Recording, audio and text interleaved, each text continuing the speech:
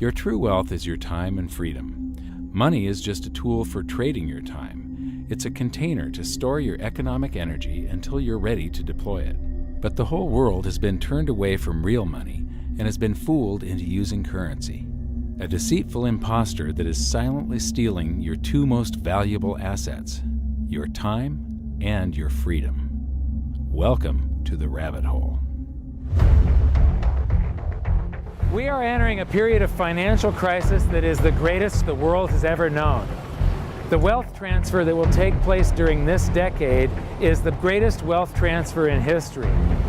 Wealth is never destroyed, it is merely transferred, and that means that on the opposite side of every crisis there is an opportunity. The great news is that all you have to do to turn this crisis into your great opportunity is to educate yourself. I believe that the best investment that you can make in your lifetime is your own education. Education on the history of money, education on finance, education on how the global economy works, education on how all of these guys, the central bankers, the stock market, how they can cheat you, how they can scam you. If you learn what is going on and how the financial world works, you can put yourself on the correct side of this wealth transfer. Winston Churchill once said that the further you look into the past, the further that you can see into the future. This program is all about creating your own crystal ball, being able to gaze into the future, being able to change this crisis, the greatest crisis in the history of mankind, into your great opportunity.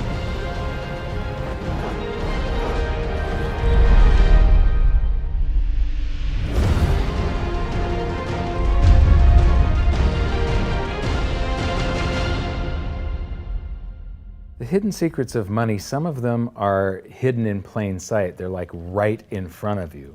The way the monetary system works is something that isn't actually hidden away from all of us. It's out in the open, but it's complex and people just they can't see how it works. It's hard for them to imagine that we're living in such a hoax. Others are meant to be secret, but the truth is slowly coming out, like the Federal Reserve being a private corporation and not really part of the U.S. government. But when I started studying this, what I found was that there was no place that I could point people to where they could get it all in one spot. And so I basically decided to write my book about it and consolidate monetary history, economics, the markets, fundamentals of gold and silver. There's a lot of smoke and mirrors in economics, and I've sort of made it my job to lift the fog for people.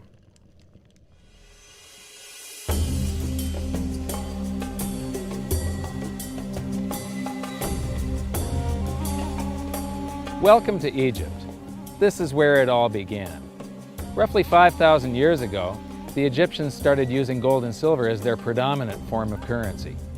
But it was not yet money.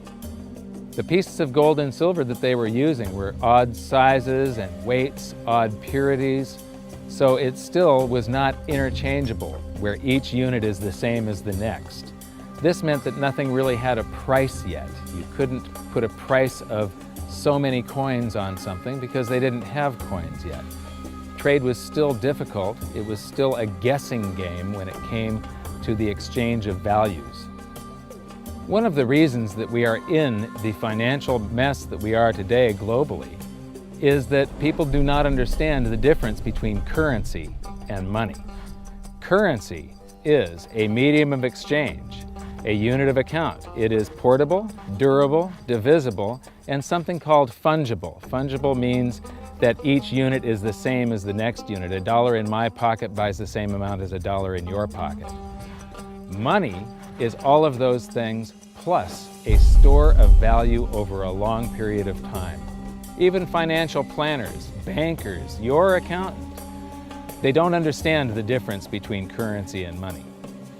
The currency in your pocket is a medium of exchange. It's a unit of account because it's got numbers on it. It's somewhat durable, it's portable, it's divisible in that you can make change, and it's fungible. $1 in my pocket buys the same amount as $1 in your pocket.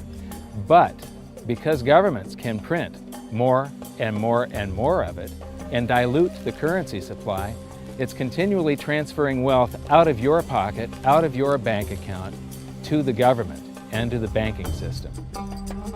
The reason that gold and silver are the optimum form of money is because of their properties.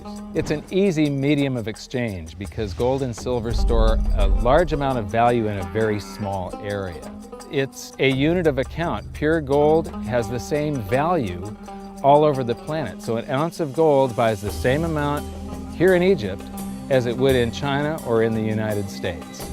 It's durable. The same gold that Egyptians were using in trade 5,000 years ago is still here with us today. It does not corrode. It's divisible. You can make change with it.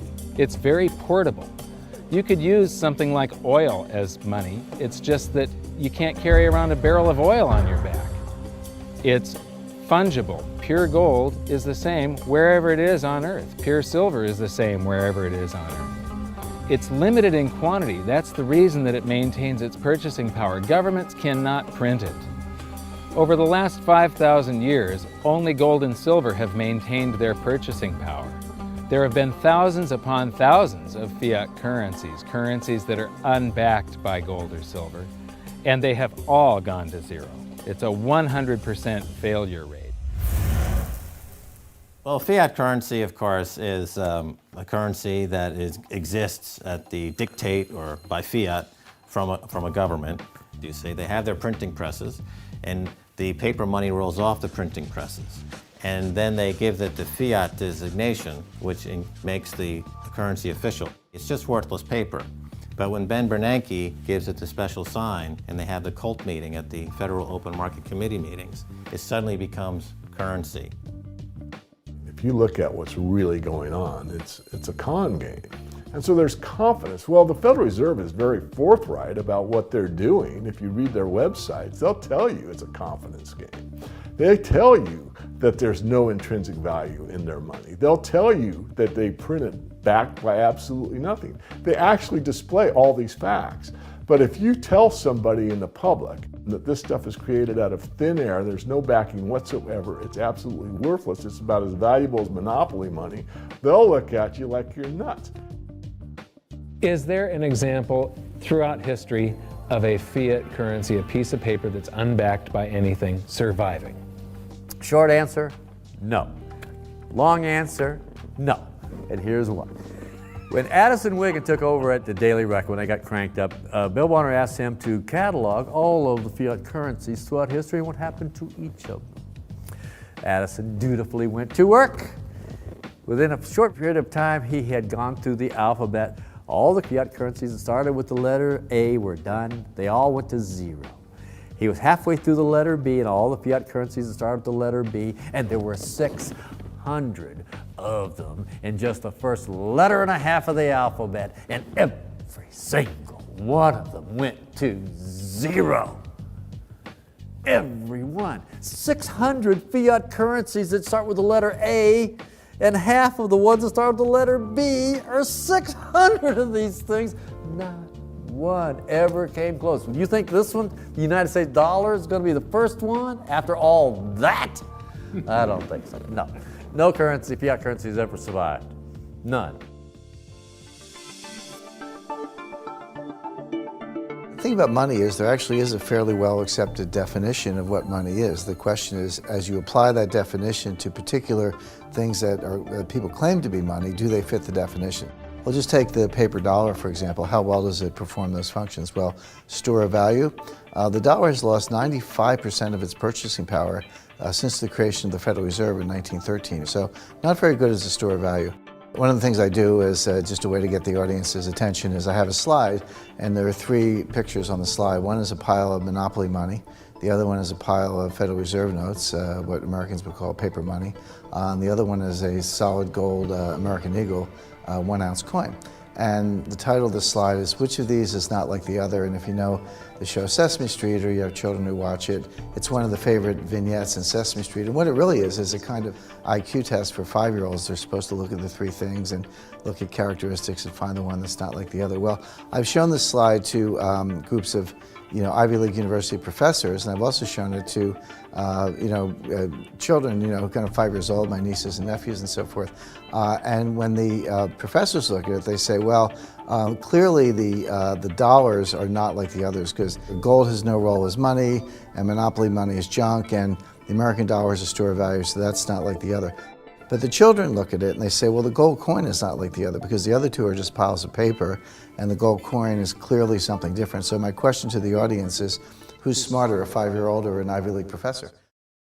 Before World War I, each note that a treasury issued would say that there have been deposited with the United States Treasury $20 in gold coin payable to the bearer upon demand. The money was in the vault. The currency was a note they gave you that was a claim check, only a claim check on the money, the same as if you go to the dry cleaners and you give them your shirt and they give you a claim check for your shirt. The value is that shirt at the dry cleaners, not the piece of paper that says that you own that shirt. So our currency that circulated was the paper US dollars, and they were claim checks on money. The next hidden secret is the difference between currency and money. Money must be a store of value and maintain its purchasing power over long periods of time. As we progress through this series, you'll learn that national currencies are really a tool used by the government and the financial sector to leech away your time and your freedom by stealing your purchasing power. So rather than storing your economic energy, currencies leak. Now compare that to the gold and silver the Egyptians were using. Like I started with, it still wasn't money because it wasn't interchangeable yet. But they were on the right track, as gold and silver have proven over thousands of years to be the ultimate store of value. Gold is only formed when a star explodes, a supernova, and it stays around forever. This is one of the properties that make it the ultimate money.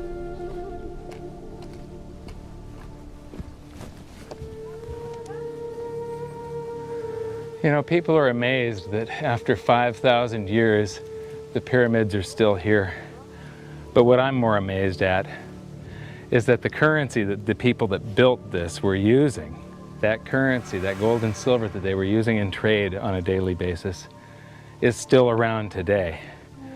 It may have been melted down and re-refined, and it's in a coin or a bar or in some piece of jewelry, but it's still with us today, and it still purchases something.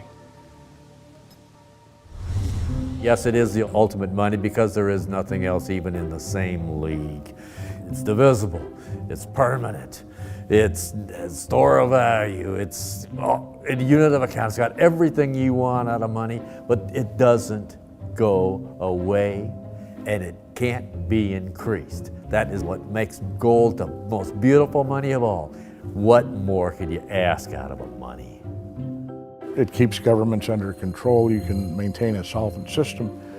Governments don't like gold at present because they're getting away with the fiat currencies, and they'll do everything they can to discredit it as an asset class. I mean, my goodness, gold has outperformed the Dow Jones Industrial Average in each of the last 7 years, yet it's not considered a legitimate asset class.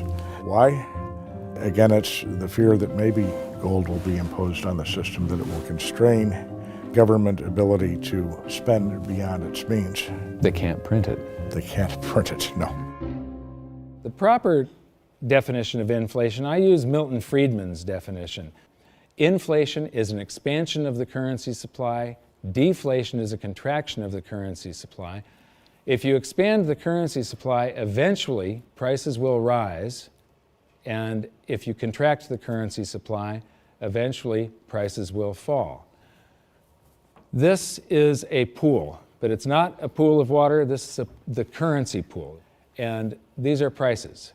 And if you expand the currency supply, prices like a sponge in water have to rise to suck up the excess currency. Governments never stop printing more currency and adding currency to circulation. Therefore, prices keep on going up, not because the stuff that you're trying to buy is changing. The real estate doesn't change. What has changed is the currency purchases less and less. It's the currency going down, not prices going up. The truth is, what we have that makes our world work right now is a big story. None of it's real. It's all just promises. And if you think about it, that's how currency began to work in the beginning. You know, before we had currency, we had barter.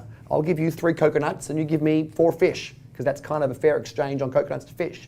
But that got complicated, so we had to invent this thing called money to be a divisible, portable medium of exchange. And the challenge is that we lost that a long time ago when we lost having things of value be our currency. And now we have this thing called numbers and accounts. But trust me, it is not real. It's a big made-up story. One of the biggest make-believe stories ever is called quantitative easing, which sounds complex, but it's really just a smoke and mirrors term for currency creation. QE started with the banking bailouts back in 2009. This currency was created out of thin air and then given to the banks, who paid themselves record bonuses in reward for crashing the world economy.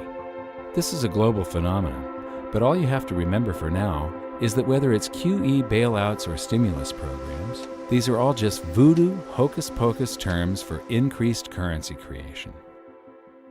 I believe gold and silver will reassert themselves as money. And when they do, there just isn't enough. And their purchasing power is going to go up many, many, many times. Egypt is an amazing place. There's a franticness about it, and utter chaos, especially like the traffic. But when it comes to like all of the merchants that are trying to get every last dime out of you, you get fleeced to the point where you come back with an empty wallet. But you know what? They're amateurs compared to Wall Street. In the past several years, I've spoken in many countries about the crisis that's coming, and a lot of people think that they're going to be okay in their country, that it's only going to happen to the United States or maybe the United States in Europe. But what they don't realize is that this is a global phenomenon. I got to show you something here. This is base currency in the United States. This is the number of paper dollars that exist, basically. It took 200 years to go from no dollars in existence to 825 billion. And then we had the bailouts, and then we had QE1, quantitative easing, 1, then QE2, and then we had QE3, and then QE4, and then soon we're going to have QE57 and QE382. And it isn't just here. This is what the Canadian currency supply looks like. This is Australia, South Africa, Russia. Now, this starts out in just the year 2001, and this is like 18 times more currency in existence in a little over a decade. Here's Singapore, same story. Look at that, since the crisis, just bam. India, China, every government on the planet is doing this insane deficit spending and expanding their currency supplies, doing bailouts. And history shows that there is no example of this turning out well. It is sometimes amazing that we haven't experienced more inflation than we have.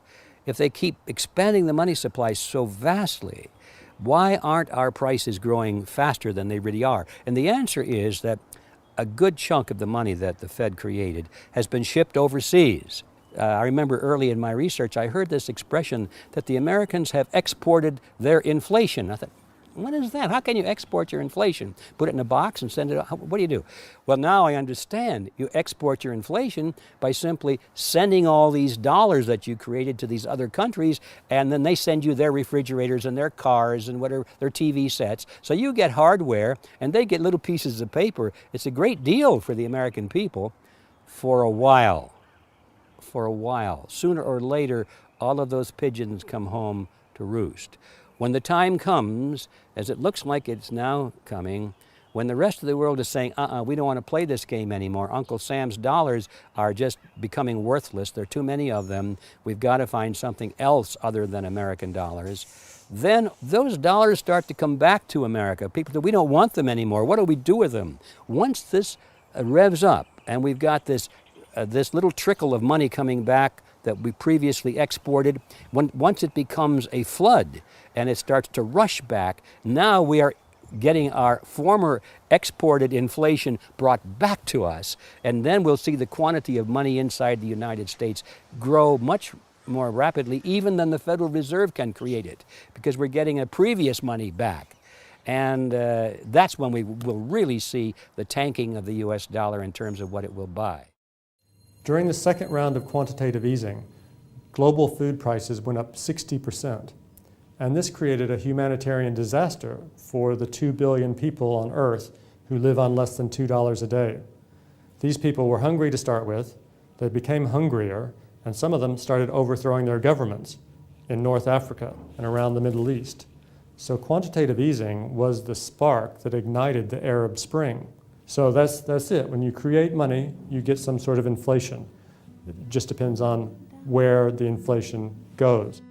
It's all going down, down, down. Peasants are reeling from a game of coins and crowns. Given the premise that you have a permanent underclass or poor class, and how does inflation affect them disproportionately? It affects them basically in the percentage of their income that goes to food.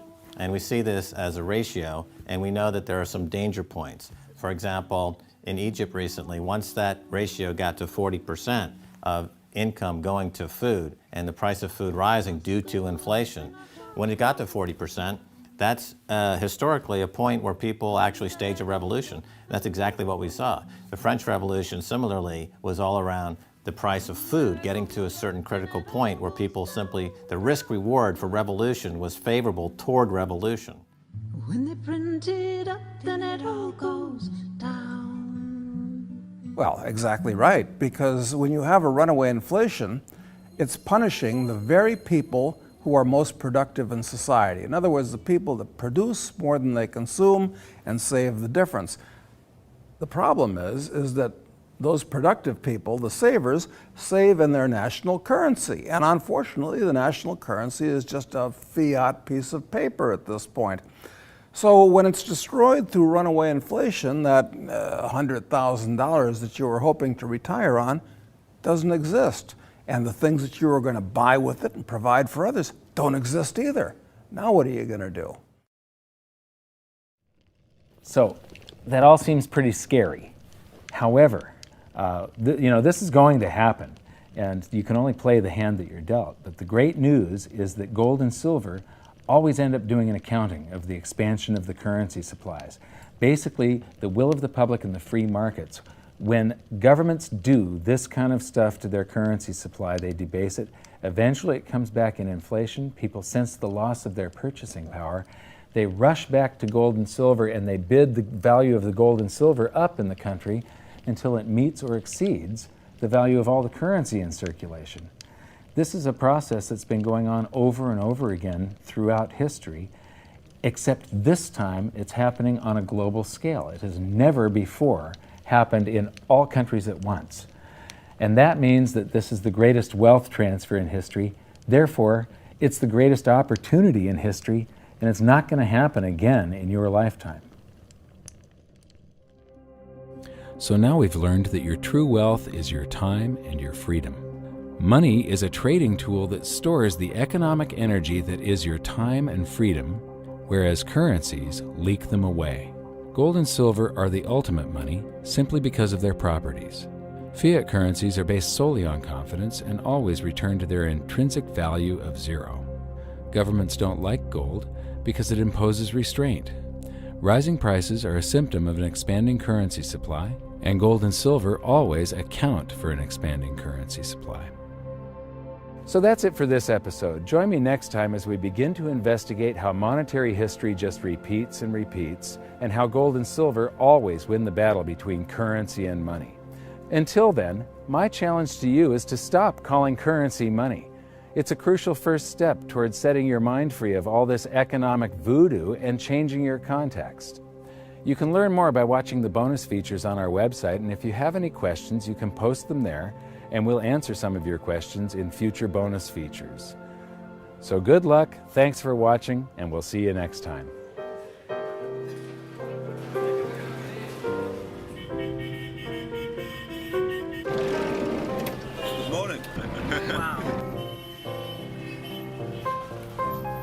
does fiat mean? It comes from the Latin for crappy car.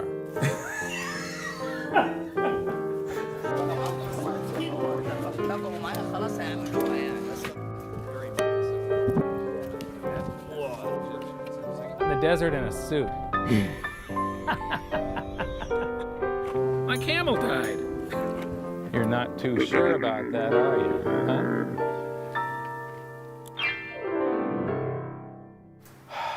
I am ready for a good long nap. Hi, welcome to this bonus feature for the very first episode of Hidden Secrets of Money. And this is currency versus money. So that's the major topic that